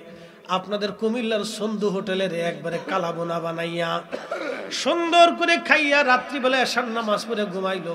ওইভাবে যদি 60 বছর এশার নামাজ পড়ে আর 5 ওয়াক্ত নামাজ পড়ে আর জিকির ফিকির ইবাদত করে কাটায়, তার খাবারের মধ্যে হারাম, আল্লাহর কসম করে বলি তার 60 বছরের ইবাদত এক পাল্লায় দিবেন। আর ওই দিন মজুরের হালাল খাবারের 1 ওয়াক্ত এশার নামাজ আর এক পাল্লায় দিবেন। ওই 1 ওয়াক্ত এশার নামাজের ওজনের সমান হবে না। কথা কোন ঠিক কিনা? আল্লাহু আকবার, ইয়া রাসূলুল্লাহ, জিন্দাবাদ জিন্দাবাদ। কিন্তু কারে বুঝাইতা? দুনিয়াতে হালাল উপার্জনে না হারাম পদ্ধতিতে কে কত কোটি টাকার মালিক হবে সেই জন্য পাগল পারা হয়ে গেছে, প্রতিযোগিতা শুরু। কি কথা কন না? কারটা কে কত তাড়াতাড়ি মারবে, খালি মাইরে দূরে ধনী হওয়ার জন্য চেষ্টা করতেছে। কিন্তু কত কবরের পরে আর কি বাবা, কথা ঠিক কিনা? কবরের পরে সুযোগ বাপরে অন্যের হক মাইরে দিয়ে সে যত বড় ওলির দরবারে যাইয়া ওলির দরবারের মাজারের খাদেম হোক না, আর 5 ওয়াক্ত নামাজ পড়ুক, আর না তাহাজ্জুদ গুজার হোক, না তবলিগ জমাতে যাক, না মক্কা মদিনায় যাইয়া একবারে সিল্লে দিয়ে পড়ে থাকুক, আর না ওই কাবা ঘরিবে এই মাকাম ইব্রাহিমে নামাজ পড়ুক, না তার নিজের মসজিদ মানে তাহাজ্জুদ গুজারি হোক, না কোনো ওলির দরবারে যাইয়া বাগদাদ শরীফে হুজুর গাউসে পাকের মাজারে যায় পড়ে থাকলেও জান্নাত হবে না। কি কথা কন না কেন? কারণ সে মানুষের হক মেরে দিয়ে। কি কথা কন ঠিক কিনা? জান্নাত হবে সুযোগ। প্রিয় মুসলমান, এই জন্য আল্লাহর কোরআন বলতেছে ইন্নাল্লাহা ইয়া'মুরু বিল আদলি ওয়াল ইহসানি ওয়া ইতা'ইল কুরবা।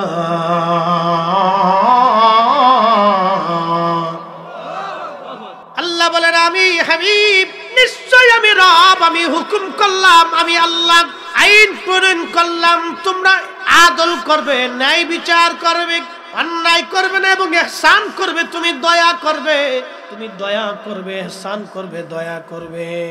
আল্লাহু আকবার। আল্লাহ বললেন তুমি দয়া করবে, ইহসান করবে এবং ন্যায় বিচার করবে।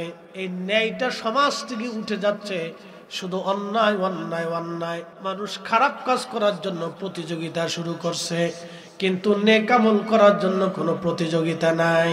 শয়তান কিন্তু সব সময়ের জন্য বসে রয়েছে কিভাবে মানুষের ক্ষতি করা যায়, কোন উপায়ে ধোঁকা দেওয়া যায়। এই জন্য আল্লাহ বললেন উদখুলু ফিস সিলমি কাফা, ইমানদার ইসলামের মধ্যে পরিপূর্ণ মতো আসো। আংশিক আসবা আর আংশিক আসবা না তা হবে না, পরিপূর্ণ মতো আসো। হযরত ওমর রাদিয়াল্লাহু আনহু তিনার বাড়িতে ঈদের কাপড় নাই, ঈদ কাপড়। স্ত্রী ডাক দিয়ে বলো, স্বামী রে ঈদের কাপড় নাই, আপনি দয়া করে বাজার থেকে ঈদের কাপড় নিয়ে আসেন। হযরত ওমর ডাক দিয়ে বলো, বিবি রে ঈদের কাপড় আনবো, সেই জন্য আমার কাছে কোনো টাকা পয়সা নাই। স্ত্রী বলতেছে, স্বামী রে তাহলে আগামী 1 মাসের বেতন আপনি বাইতুল মাল থেকে নিয়ে আসেন। আপনি তো খলিফা, অর্থমন্ত্রী, বাইতুল মাল থেকে আপনার জন্য আগামী 1 মাসের বেতন দিয়ে দিবে। হযরত ওমর বলল, বিবি বাইতুল মাল থেকে যে ভাতা আমি পাই, মাসিক বেতন আমি পাই, এটা দিয়ে কোন রকম বাজার সদাই হয়, বাকি টাকা দে আমি আমার বাচ্চাদের ঈদের কাপড় কেনার মতো কোনো পয়সা আমার নাই। তাদের জীবনী আপনার শরীর কি করে, আল্লাহ কত কঠিন দৃঢ় ঈমানের অধিকারী ছিলেন, যে উহুদ পর্বতের মতো পাথরের মতো শক্ত তাদের ঈমান ছিল। একসাথে বলা যাবে আল্লাহু আকবার। তেলের গাড়ি তেলে চলে,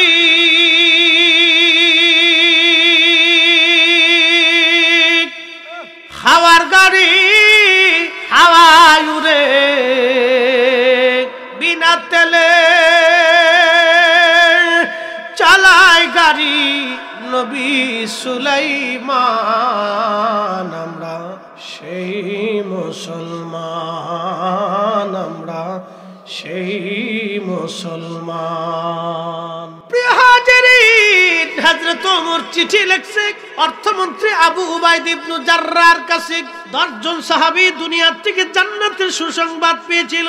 আবু বকর ফিল জান্নাতি, ওমর ফিল জান্নাতি, উসমান ফিল জান্নাতি, আলী ফিল জান্নাতি, তালহা ফিল জান্নাতি, জুবাইর ফিল জান্নাতি, আব্দুর রহমান ইবনে আউফ ফিল জান্নাতি, আবু উবাইদা ইবনে জাররা ফিল জান্নাতি, সাদ বিন আবি ওয়াক্কাস ফিল জান্নাতি, সাইদ ইবনে জুবাইর ফিল জান্নাতি, সাদ ইবনে আবি ওয়াক্কাস রাদিয়াল্লাহু তাআলা আলাইহিম আজমাইন ফিল জান্নাতি। একবার জোরে বলা যাবে কি মারহাবা। এই 10 জন সাহাবী দুনিয়ার থেকে জান্নাতের সার্টিফিকেট নিয়ে কবরে চলে গেছে। তার মধ্যে হযরত আবু উবাইদা ইবনে জাররা ফিল জান্নাতি, যিনি জান্নাতের সাহাবী, তিনি বাইতুল মালের রক্ষক। বাইতুল মাল, তিনি অর্থমন্ত্রী ছিলেন। এরকম অর্থমন্ত্রী যদি আমাদের থাকতো, আল্লাহর কসম করে বলি আমাদের দুঃখ থাকতো না। কথা বলেন ঠিক না বেটে? অত্যন্ত আশ্চর্য, দুঃখজনক, মনোযোগ। বাইতুল মালের অর্থমন্ত্রী আবু উবাইদা ইবনে জাররা চিঠিখানা পাওয়ার বসে বসে কান্নার কারণ হলো, এত বড় মুসলিম মিল্লাতের খলিফার বাড়িতে ঈদের কাপড় কেনার মতো পয়সা কত বড়। বর্তমানে ইরান, এরপরে ইরাক, ওমান, ইয়ামান, Saudi Arab, Kuwait, Qatar, Dubai, Bahrain, Jordan, Syria, Lebanon, Libya, ফিলিস্তিন, মরক্কো, আলজেরিয়া, তিউনিসিয়া, বাংলাদেশের কয়টার সমান আছে? হ্যাকার বউ কাপড় কিনবে স্বামীর কাছে, আর আমরা দেশের একটু কোন রকম অফিসারের বউ হইলি ভাবের জ্বালে। ঠিক আসতে করলেন কে? একটু অফিসার, তার বউয়ের ভাব কি, লিপস্টিক মাখতে মাখতে দিন চলে যায়। হ্যাঁ, দুঃখজনক। মুসলমান কতটা অধপতন, ডিমোশন হলে আজকে। এই জন্য মুসলমান কাফেরের পায়ের নিচে তাদের মাথা।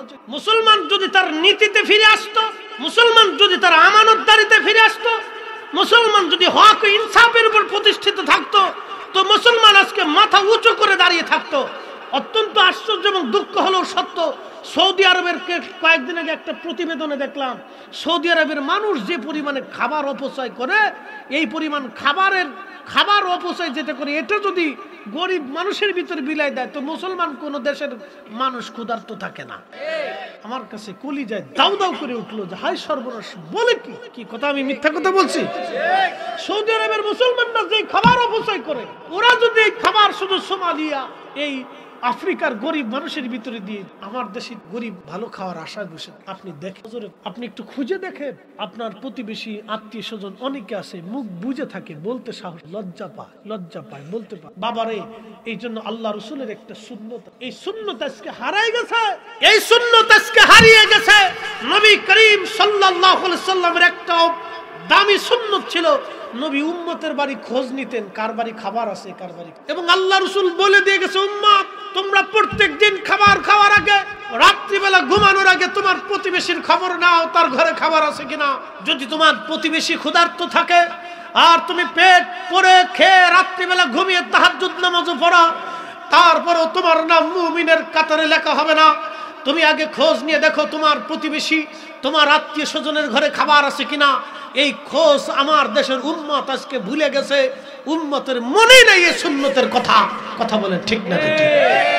খালি মিষ্টি খাওয়ার সুন্নতের বেলা, খাওয়ান শেষ হলে মিষ্টি আছে না রে চাচা, মিষ্টি নাই, তুই জানিস না মিষ্টি খাওয়ার সুন্নত, এই সুন্নতটা মনে। কিন্তু রাত্রিবেলা ঘুমানোর আগে যে প্রতিবেশী আত্মীয় স্বজনদের খোঁজ খবর নিয়ে ঘুমানোর কথা, এটাই সুন্নত ভুলে গেছে। এই সুন্নত মনে নাই। কষ্ট হইতেছে আপনাদের না? বেশি রাত করবো না, আবার একবারে কমেও সারবো, চিন্তা করেন না। একসাথে বলেন তো আল্লাহু আকবার। সাইটে না, সাইটটার দরকার কি? একবার ফজর ঠেকাই দেন ইনশাআল্লাহ। কন্যা ইনশাআল্লাহ ও আপনার থাকা লাগবে না, কিন্তু নেকি লেখা হয়ে গেছে। আবার চিন্তা করেন না, তাহলে আর তাবারকের দরকার নাই, নেকি যেহেতু হয়ে গেছে তো বাদ যাই গে। বাঙালি তো খুব চালা, ভূমিকম্প হয়েছে বিরাট বড় ভূমিকম্প, বাংলা খুব লাড়াচাড়া, ঢাকা শহরও খুব লাড়াচাড়া। ফজর রক্তে যায় দিয়ে মসজিদে একবার পোড়া সাত টাত দিয়ে 3 তলা 4 তলার উপর। ঘটনা কি, সকালবেলা তো ফজর রক্তে ঢাকা শহরের মুসল্লিরা সাধারণত আসে, কারণ অনেকের ভয় আছে, হিরুঞ্চি মিনুচি ধরে, পোস্টোস দেয়, কোপটোপ। একবারে যে অসুবিধা নেই তা না। এই জন্য ধনী ব্যক্তি যারা আছে সাধারণত তারা ফজর রক্তে সাধারণত কম, দূরে একটু বাসা হলে আর ঢুকতে চায়, ভয় করে। প্রত্যেক দিনে তো টার্গেট করে একদিন পোস্ট দিয়ে যায়। তো এই পুরা মসজিদ বুঝে গেছে। আমি জিগে কি ব্যাপার, ফজর রক্তে তো এত মুসল্লি আসে না, জুমা রক্ত ছাড়া। হুজুর যেমনি জাকাইছে ঘুমাইতে আর ডরে মসজিদে ঢুকছে, জোর রক্তে যায় দিই 2 কাতা মুসল্লি। আরে বাঙালি কি চালাক, এরা কিয়ামতের মাঠও তালাশ করে দেখবে কোনো ফাঁক ফোক্কার সিস্টেম আছে কিনা। চালাক তো বিরাট চালাক। শোনেন, পাকিস্তানি মিলিটারি বাঙালির জিগে তুই হিন্দু না মুসল, কালমা বাতা, কালেমা কা লা ইলাহা ইল্লা আনতা সুবহানাকা ইন্নী কুনতু মিনাজ জালিমিন। কে তো বাঙালি হে, জনজালি হে, তো কালমা নেই হে তো মুসিবত কে। সারা আমি বিপদে পড়ে কালমা সালমা ভুলে ফেলাইছি, কালমার কথা মনে নাই। আমরা এত বাঙালি খুব চালাকি করার চেষ্টা করি, কিন্তু আল্লাহর দরবার কি। আল্লাহু আকবার ওয়ালিল্লাহিল হামদু বিসমিল্লাহির রাহমানির রাহিম।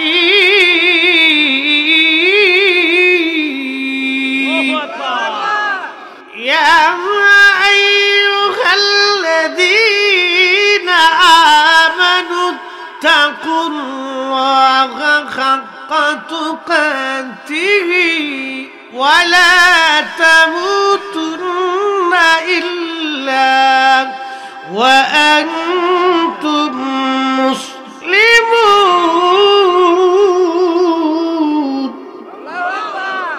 আল্লাহ ডাক দিয়ে বলেন, হে ঈমানদার, আমি আল্লাহকে তোমরা ভয় করার মতো ভয় করো, ভয় করার মতো ভয় করো। ওয়ালা তামুতুন্না ইল্লা ওয়া আনতুম মুসলিমুন। মুসলমান না হইয়া মইরো না, মুসলমান না হইয়া মইরো না, মুসলমান না হইয়া মইরো না। একদিন মাটি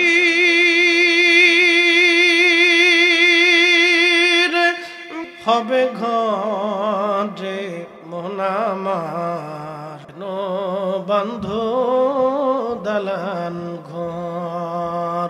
মোনামার কেন বন্ধ দালান ঘর। ও বাবাজি নলচরবাসী, দূরে যারা, বাহিরে যারা, ঠান্ডার মধ্য থেকে কোনো লাভ নাই, ভিতরে আসেন, কিছু কথা শুনে যান। দুনিয়াতে কেউ যদি আল্লাহকে আল্লাহ বলে একবার ডাক না দেয়, আল্লাহর তাতে কোনো লজ নাই। আল্লাহ আপনাকে আমাকে দুনিয়াতে পাঠাইছেন শুধুমাত্র পরীক্ষা করার জন্য। আমরা আল্লাহর কাছে ছিলাম, আল্লাহর কাছ থেকে আবার দুনিয়াতে আসছি, আবার আল্লাহর কাছে আমরা ফিরে চলে যাব। ইন্না লিল্লাহ, নিশ্চয় আমরা আল্লাহর জন্য, ওয়া ইন্না ইলাইহি রাজিউন, নিশ্চয় আমরা আল্লাহর দিকে ফিরে চলে যাব। আমার এই রুহটা মুফতি ফরিদি আল্লাহর কাছে ছিলেন, আমার কোনো অস্তিত্ব ছিল না, আমার কোনো অস্তিত্ব ছিল না, আমি ছিলাম একেবারে অস্তিত্বহীন। আল্লাহ বললেন, কাইফা তাকফুরুনা বিল্লাহ, তোমরা আল্লাহকে কি করে অস্বীকার করো, কুফরি করো আল্লাহর সাথে, অথচ তোমরা মৃত ছিলে, মরা ছিলে। ফাআহইয়াকুম, আল্লাহ তোমাদেরকে জিন্দা বানাইলেন, আল্লাহ তোমাদেরকে জিন্দা করলেন। তুমি অস্তিত্বহীন ছিলে, আমি মালিক তোমাকে অস্তিত্ব দিলাম। অস্তিত্ব দেওয়ার পরে দুনিয়াতে পাঠাইলাম। দুনিয়াতে কেন পাঠাইলাম? একটু পরীক্ষা করার জন্য। কি পরীক্ষা? আল্লাযী খালাকাল মাউতা ওয়াল হায়াতা লিয়াবলুয়াকুম আইয়ুকুম আহসানু আমালা।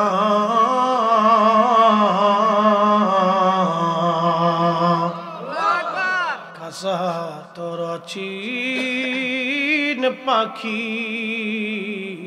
কেমনে আসে যা। এই যে আপনাদের সামনে যিনি কথা বলতেছেন, ইনি আল্লাহর কাছ থেকে আসছেন, আবার আল্লাহর কাছে তিনি চলে যাবেন। যখন চলে যাবে তখন ফরিদি সাহেবের হাত পা এবং লাশ পড়ে থাকবে। আর বাবা কি ওলা হারাই গেছে? আচ্ছা দোয়া করবো তোমার, আল্লাহ ফেরত দিলে ফাইবা জাতি হোক। বাবা বসো, আল্লাহ ফেরত দিলে ফাইব। দোয়া কর, দোয়া কর তোমার কোলে তোমার বাচ্চারা। একটু দূরে সে বলে আল্লাহুম্মা সাল্লি আলা সাইয়্যিদিনা মুহাম্মাদ ওয়া আলা আলি সাইয়্যিদিনা। তুমি আল্লাহর প্যারা হাবিব,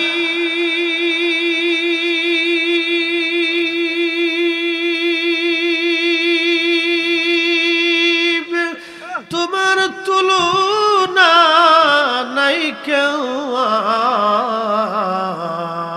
তোমার মতো আকাশ ভ্রমণ করেনি কোন পয়গম্বর।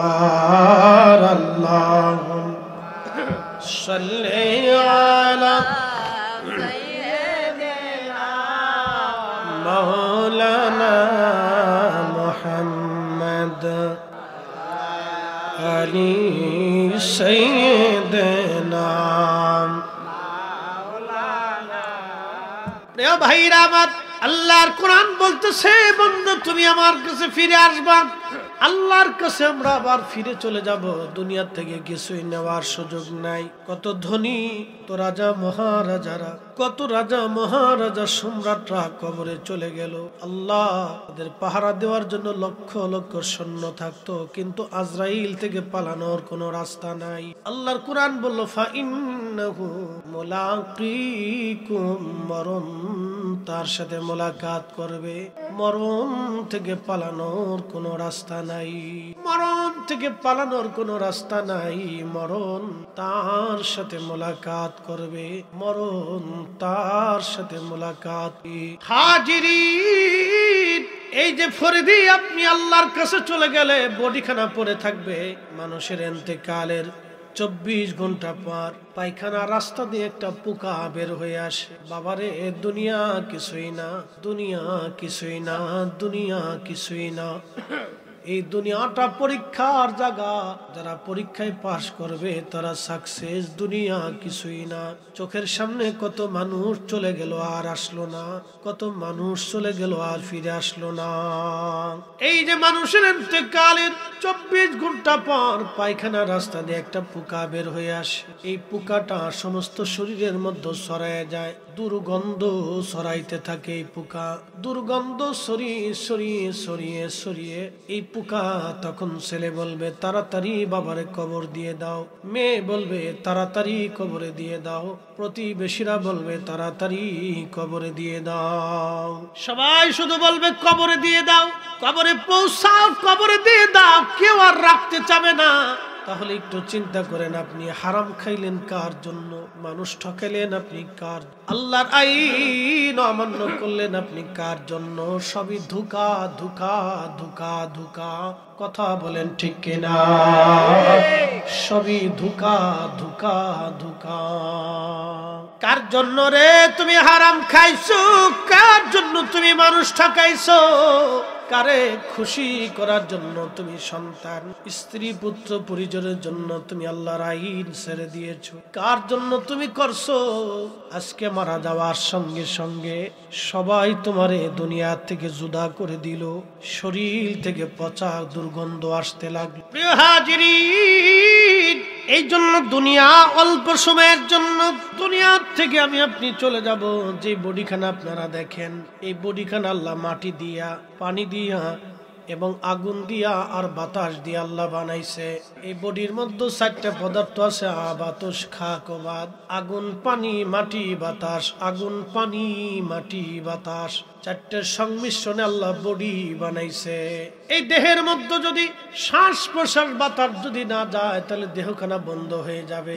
এই দেহের রক্ত পানি যদি আপনার শূন্যতায় চলে আসে, মানুষ তখন মারা যাবে। এই দেহের তাপমাত্রা যদি শূন্যতে চলে আসে তাহলে মানুষ মারা যাবে।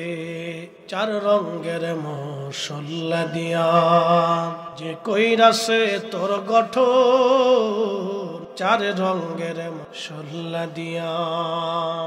আগুন, পানি, মাটি, বাতাস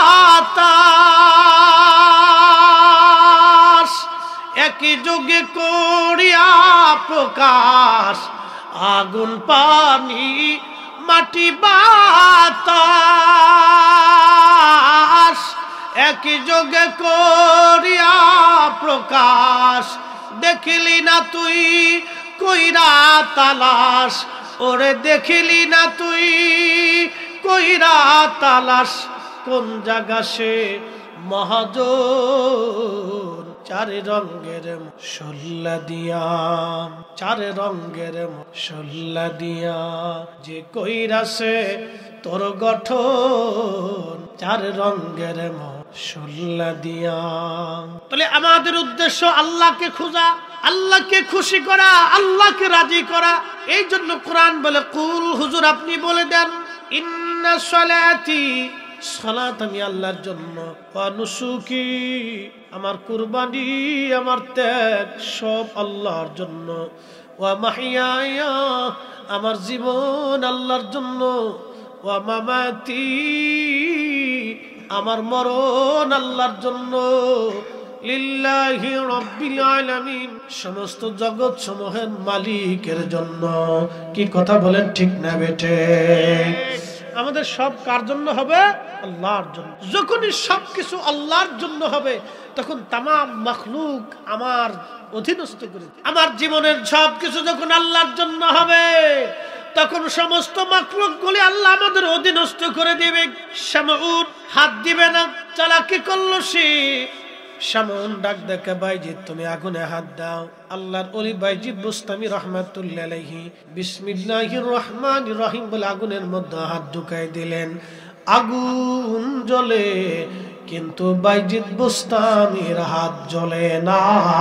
চিৎকার মেরে জোরে বলেন আল্লাহু আকবার।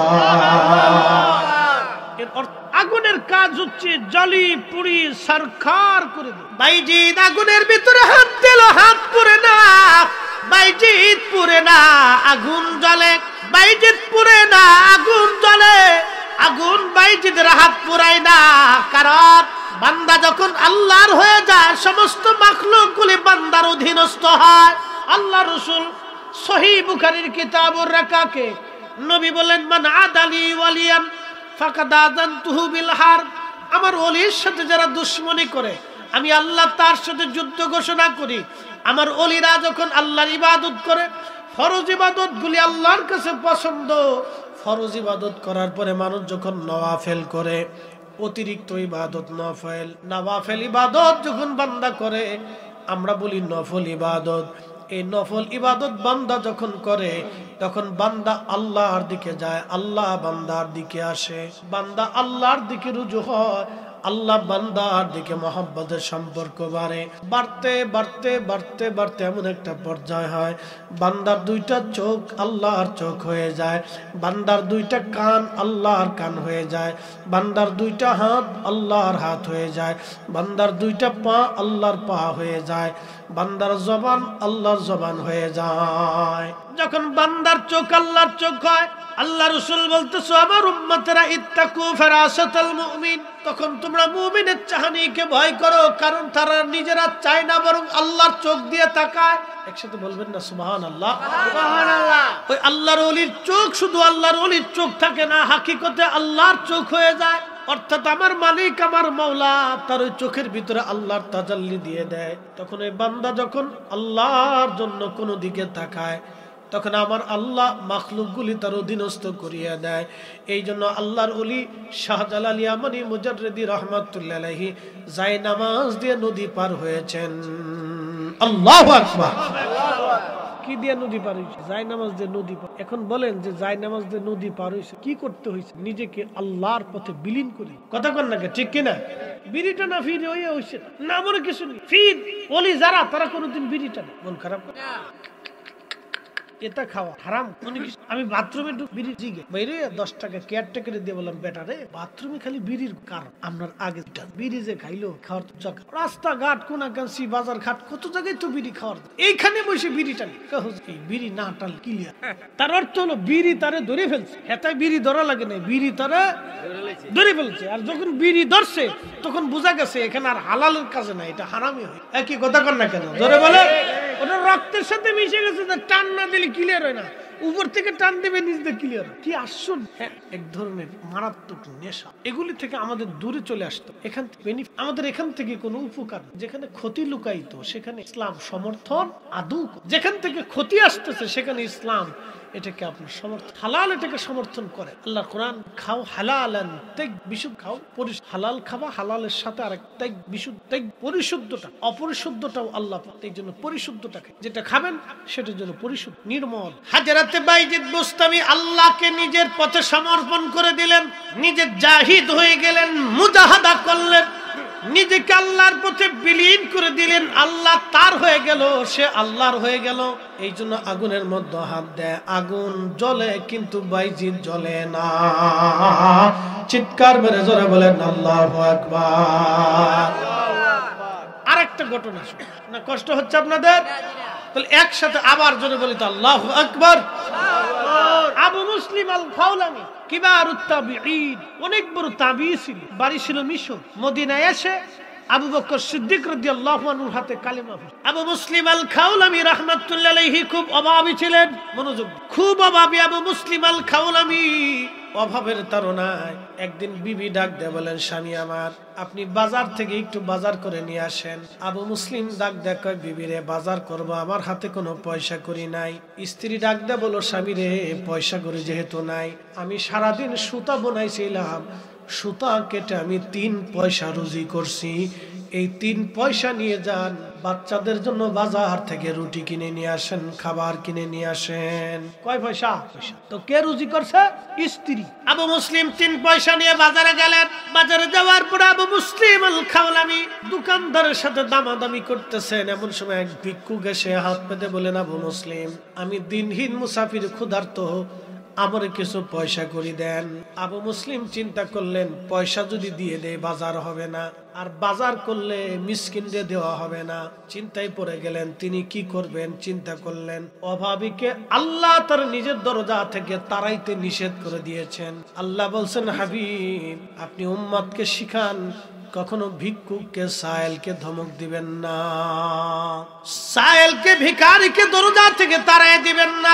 আবু মুসলিম আল খাওলামি চিন্তায় পড়ে গেলেন, যদি নিষেধ করি ভিখারি চলে যাবে, কিন্তু কি করে ভিখারিকে আমার দরজা থেকে আমি তাড়াই দেই। তাড়াইলেন না, একটু নেই চেষ্টা করলেন দেখি সরে যায় কিনা। তিনি আরেকটা দোকানে চলে গেলেন। আরেকটা দোকানে যখন গেলেন তখন এই ভিখারি পিছু ছাড়ে না, পিছু পিছু আবু মুসলিমের কাছে আবার গেছে। ভিখারি দেখবেন মারাত কেনা দিলি ফার্স্ট, ওই ভিখারি আবু মুসলিমের পিছে পিছে আবার ওই দোকানে। আবু মুসলিম 3 পয়সা ভিখারিকে দিয়ে বিদায় করে দিলেন, কিন্তু বিরাট বড় চিন্তা, আমি যে 3 পয়সা ভিখারিরে দিয়ে দিলাম, আমার এখন বাজার কি নিয়ে যাব।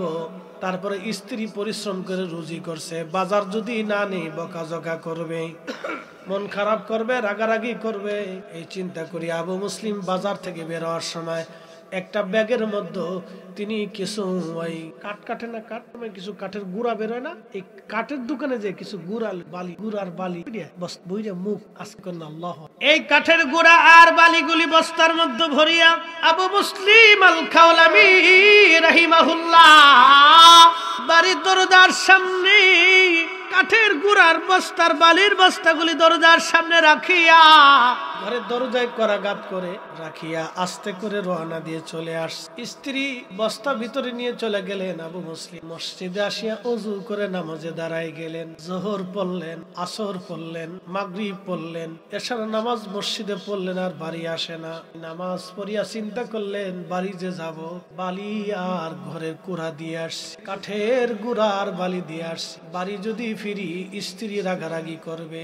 ভিখারিকে 3 টাকা দিয়ে দিছি, 3 পয়সা দিয়ে দি। আবু মুসলিম বালি আর কাঠের গুড়া পাঠাইলে কি হবে? আমার আল্লাহ 3 টাকা ভিখারিকে দেওয়ার বিনিময়ে আমার আল্লাহ ভুলে যায় নাই। চিৎকার মেরে জোরে বলেন আল্লাহু আকবার। তেলের গাড়ি তেলে চলি,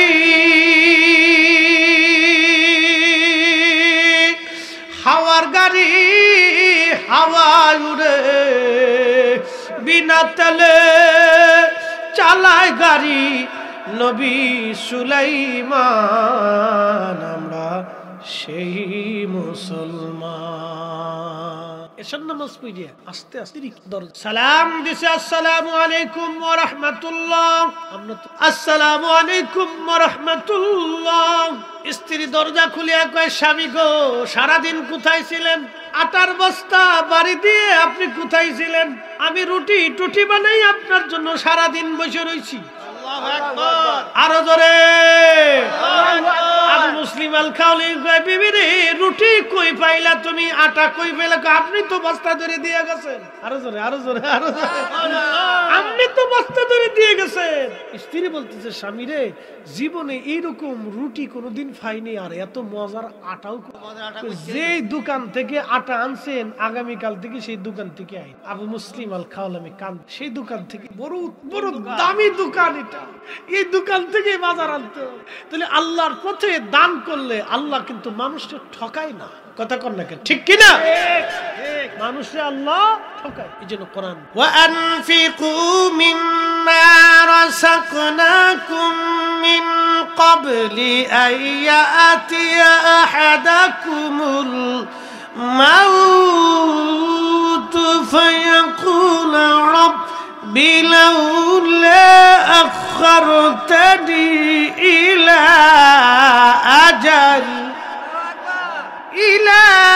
أجل قريب فأصدق وأكن من الصالحين.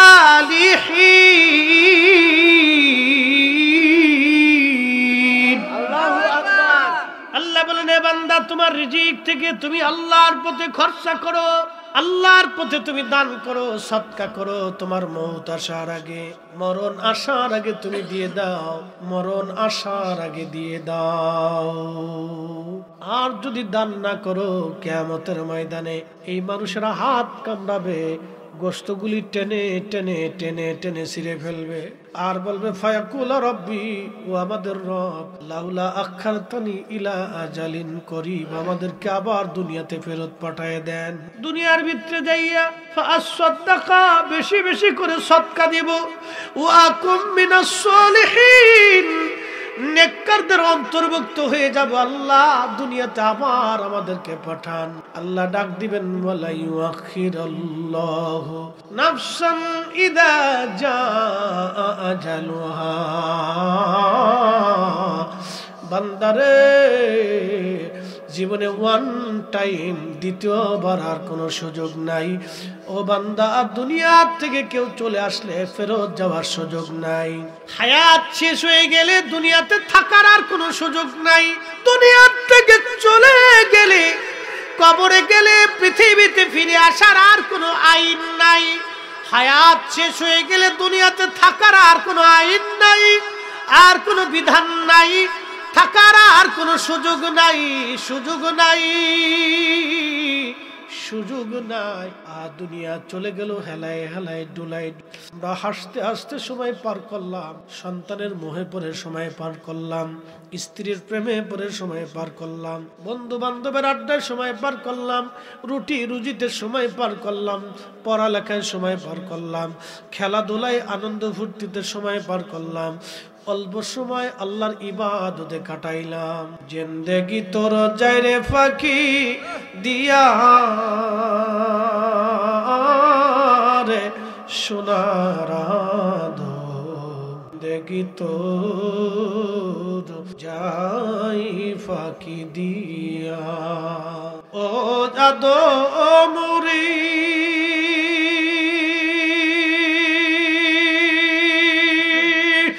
কামিনীর ওই কোলেতে কাল ঘুমেতে রইলি তুই, কামিনী মানে রাত, সারা নিশি কাটাইলি তুই ঘুমাইয়া ঘুমাইয়া রে সোনার দেখি তো যাই ফাঁকি দিয়া। পৃথিবী থেকে সবাই আশার মাহফিল দীর্ঘ রাত মূল্যবান আমলের উদ্দেশ্যে সামনে থাকবো, দোয়া এবং সকল আমিন। আমরা ইখলাসের সাথে দেখেন আজকের মাহফিল মানুষ শত শত ঠিক কিনা? এর অর্থ হলো নসিবে নাই, নসিবে আর বাবাজি কিছু সময় হলো আপনারা বেহেশতের বাগান একটু কাটানো হয়ে, এই জন্য মানুষ যদি আল্লাহর ইচ্ছা করে তো আল্লাহ বান্দাকে আল্লাহ দানের বিনিময়ে, আল্লাহর ওয়াদা হচ্ছে যারা সাদকা করে আল্লাহ পাক তাদের বান্দার দিকে মায়া, দ্বিতীয়ত অপমিট বালা, তৃতীয়ত এক বান্দা দানের বিনিময়ে শোনেন ইন্নাকা লা আল্লাহর ওয়াদার লাভ, আল্লাহ মিথ্যা বলে? আল্লাহ কখনো মিথ্যা ওয়াদা করে না। আল্লাহ যাহা ওয়াদা করছে তাহা। দান এমন একটা ইবাদত যেটা হালাল রুজি দান করার সাথে সাথে সেটা কবুল, এটা আর কোনো বাকি। আপনি নামাজ পড়ছেন হবে কিনা গ্যারান্টি, হজ করছেন হবে কিনা, দুরুদ আর দান এই দুইটা জিনিস করার সাথে সাথে কবুল হয়। একসাথে বলবেন না সুবহানাল্লাহ? করার দেওয়ার সাথে সাথে কি হয়ে যায়? কবুল হয়ে যায়। এটা দেরি হয়। যদি টাকা হালাল থাকে তাহলে দান করার সাথে সাথে এবং এই সাথে সাথে আল্লাহর বেনিফিট দেখেন। আবু মুসলিম আল খাওলামির ঘরের ভিতরে খাবার 3 পয়সা যা আছে আল্লাহ কি তার জন্য ঠিক বলে। হুজুর এই ঘটনা কোথায়? আজ থেকে 900 ইমাম আবুল ফারাজ দান করলে মানুষ বেনিফিট। আর আবু মুসলিম আল খাওলামি আল্লাহু আকবার, তিনি সেই ব্যক্তি যিনাকে ইয়ামান দেশের ভণ্ড নবীর লোকের আগুনের মধ্যে ফেলে দিয়েছিল। ঘন্টার পর ঘন্টা তিনি আগুনের মধ্যে, আগুন জ্বলছিল। একসাথে বলবেন না আল্লাহু আকবার? বাইজিদ বুস্তামির, তিনি বাইজিদ বুস্তামির হাত আগুন জ্বলে, কিন্তু বাইজিদ শামউন ডাক দেখে, বাইজিদ রে আর বুঝার বাকি, যেই ইমান যেই কালেমা তোমাকে আজকে আগুনের মধ্যে হাত দিলা, আগুন তোমার কথা শুনলো, বুঝতে বাকি নাই, সেই ইমানই দরকার। আমার মৃত্যুর আগে তুমি তাড়াতাড়ি ওই কালেমা পড়ায় দাও, লা ইলাহা ইল্লাল্লাহু মুহাম্মাদুর রাসূলুল্লাহ সাল্লাল্লাহু আলাইহি ওয়াসাল্লাম। বাইজিদ কালেমা পড়লেন, শামউন কালেমা পড়ে মুসলমান হয়ে কবরে চলে গেল। একসাথে বলবেন না মারহাবা? দান করলে মানুষকে আল্লাহ আগামী বছর কি আছেন বলবে, পোস্টারের খরচাটা